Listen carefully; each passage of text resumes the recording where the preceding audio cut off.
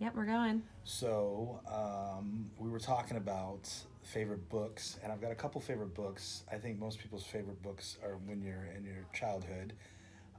And Mrs. Frisby and the Rats of Nimh is my favorite book, and it kind of changed me as a kid because it's a story of these really intelligent mice, or rats actually, that were experiments, and they were given different medicines and different things to try to make them smarter, so we can check them out and see what we can do as far as medicine. And that was the first time that I thought about, like, we actually do that with shampoo and all this kind of stuff. We test it on animals. So as a kid, I never really thought about the fact that we did that.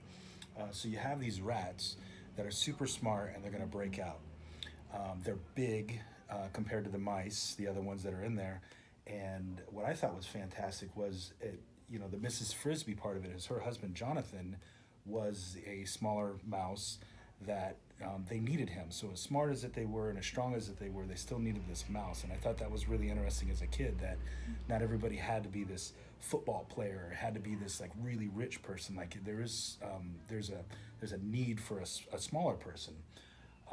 So they get away, and I can't even remember. It's been years, but I can't remember who Nicodemus was. But the name Nicodemus was like this mysterious.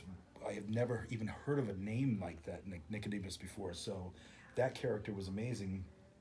And another part, she had the family, Mrs. Frisby. So I can't remember how Jonathan. I think in the escape, I think he passed away. He does, yeah. So there's a family there. There's a mother and some kids, and they're out in the farm, and the farmer's gonna plow his field, and we've got to move the house. And I think was it Timothy that was sick? I think Timothy was the little kid that was sick. So you couldn't just get everybody up and out of the house. You had to move the house. Well, how do you do this? Yeah. So Mrs. Frisby had to go to the smartest people she knew, or the smartest animals, which were the Rats of Nimh, and they owed a debt of gratitude to Jonathan. So this is muscle memory; it's all coming back. They had to they owed a debt of gratitude, so they had to help him, his family out. So they came up with this plan to move it. But that was the first time I was thinking about. I never really thought about where food came from. I had never thought about the effect that a farmer or a car or anything that we did on animals. So the fact that this plow could destroy a family, it was just really interesting. So this was one of the few ones that when the movie came out, I think it was Rats of Nimh was the name of the movie. The Secret of Nim. The Secret of Nim. It was as good as the book, but in a different way. And I think what I love about reading books is kind of like watching a baseball game or listening to it on the radio, and then you have to fill in the gaps. So there's a lot of things that when I saw Mrs. Frisby, that doesn't look the same. It's not what I thought her voice would sound like.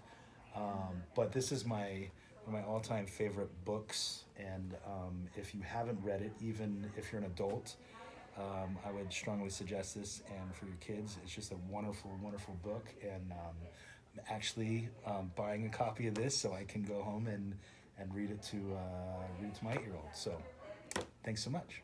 Thank you.